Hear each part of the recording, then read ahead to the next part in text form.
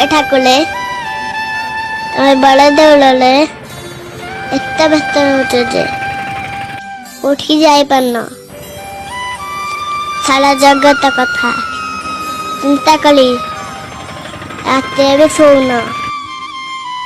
ଅଇନାଳେ ମୁହଁ ଦେଖନି କଳ କାଠ ପଡ଼ିଗଲାଣି। ଟିକେ ବି ଯତ୍ନ ନଉନ। ଏଠାକୁଲେ ଗୋଟେ କାମ କରୁନ, ଲୁଚିକି ଦିନେ ଆମ ଘରକୁ ପଳେଇ ଆସ, ଟିକେ ରେଷ୍ଟ ନବ। ଆମ ଘରେ ସିନା ଷାଠିଏ ବୋଉଟା ନାହିଁ, ହେଲେ ଟଙ୍କା ଟଣେ ଆଣି ଅଛି। ଆମ ଘରେ ସିନା ଅଭଡ଼ା ନାହିଁ, ହେଲେ ଗୋଦାବଦା ଅଛି।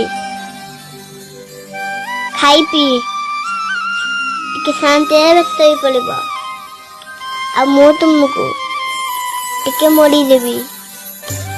ଯଦି ବଳ ପଣ୍ଡା ଆସି ଯଦି ଖୋଜନ୍ତି, ମୁଁ କହିବି ଆମ ଆଡ଼କୁ କେହି ଆସିନାହାନ୍ତି।